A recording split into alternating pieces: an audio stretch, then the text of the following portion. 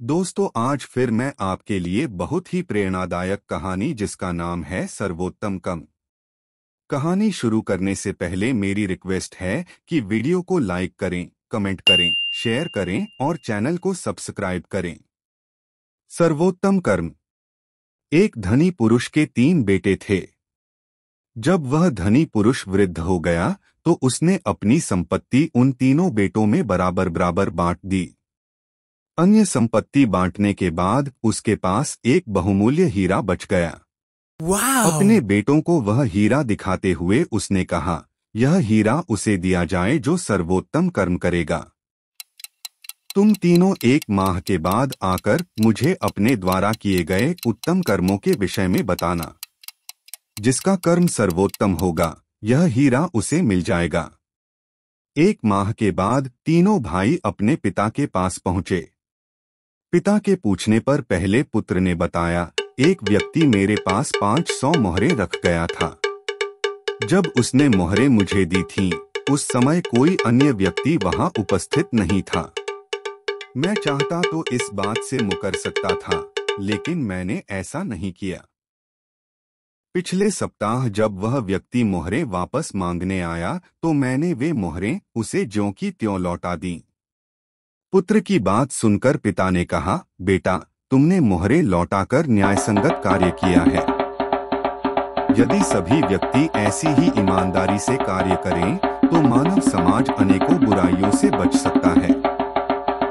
निश्चय ही तुम्हारा यह कर्म उत्तम है, लेकिन यह सर्वोत्तम कर्म नहीं। फिर उस धनी व्यक्ति ने अपने दूसरे बेटे की ओर प्रश्नवाचक दृष्टि से देखा। उस बेटे ने बताया, कुछ दिनों पहले मैं टहलता हुआ तालाब की ओर चला गया था। वहां एक स्त्री किनारे पर बैठी हुई कपड़े धो रही थी। वहां ही उसका छोटा सा बच्चा खेल रहा था। खेलते खेलते वह बच्चा तालाब में जा गिरा।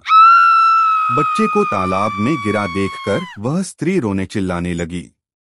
उस समय मैंने बहुत कीमती वस्त्र पहन रखे थे, लेकिन उनकी परवाह न करते हुए मैं एकदम तालाब में कूद पड़ा। पानी काफी गहरा था, लेकिन जान की भी चिंता न करते हुए मैं तैरता गया और उस बच्चे को सुरक्षित निकाल कर ले आया।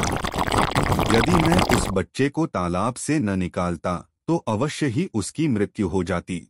दूसरे बेटे की उक्त बात सुनकर पिता ने कहा, उस अबोध बालक को बचाकर तुमने दयालुता का कार्य किया है।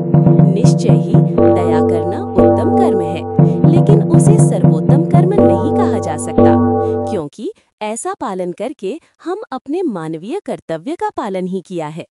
कर्तव्य का पालन करना हम किसी पर एहसान नहीं करते, हमें अपने कर्तव्य का पालन करना ही चाहिए। अब तीसरे बेटे की बारी थी। उसने बताया, कल मैं घूमने के लिए घर से गया था तो मौसम साफ था, लेकिन वहां पर कुछ देर टहलने के बाद बादल घिर आए थे। उसके साथ ही समुद्र में कुछ लौटने का निर्णय किया।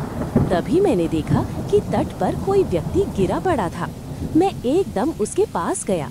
वो व्यक्ति मूर्छित था। उस व्यक्ति के चेहरे की ओर देखते ही मैं परेशान हो गया, क्योंकि वो व्यक्ति मेरा शत्रु था। वो कई बार मुझे नुकसान पहुंचा चुका था।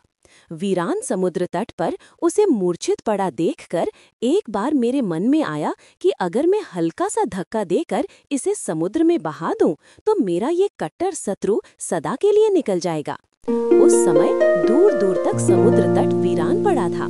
यदि मैं उसे समुद्र में धकेल देता तो किसी को पता भी न चलता, लेकिन मेरी अंतरात्मा ने मुझे ऐसा करने से रोक दिया।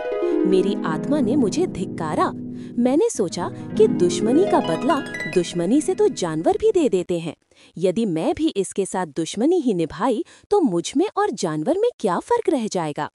इस समय इस व्यक्ति को मेरी मदद की आवश्यकता है। मुझे इसे यहाँ से ले चलना चाहिए, अन्यथा समुद्र की लहरें इसे बहा कर ले जाएंगी। ऐसा सोचकर मैंने उसे उठाया और अपनी गाड़ी में डालकर अपने घर ले आया।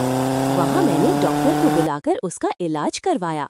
मूर्छा टूटने के बाद मैं उसे अपनी गाड़ी में बैठाकर उसके घर छोड़ आया। तीसरे बेटे की बात सुनकर उस वृद्ध की आंखें खुशी से चमकने लगी। उसने हीरा उसके हाथों में रखते हुए कहा, बुरे के साथ भी भलाई करना ही सर्वोत्तम कर्म है। तुम ही इस हीरे के वास्तविक अधिकारी हो।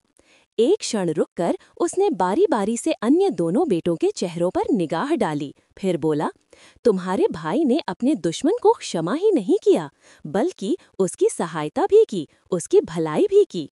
क्षमा हर मानव का कर्तव्य है। यदि वो केवल क्षमा करता तो अपने कर्तव्य का पालन करता। लेकिन इसने क्षमा करने के अतिरिक्त अपने दुश्मन की भलाई भी की। दुश्मन को क्षमा करना निसंदेह सर्वोत्तम कर्म है। दुश्मन का भी भला करना परमात्मा ने हमें सर्वोत्तम मानव योनि में जन्म दिया है। इस जन्म में हमें सर्वोत्तम कर्म की ही आशा की जाती है। वीडियो को लाइक करें, कमेंट करें, शेयर करें और चैनल को सब्सक्राइब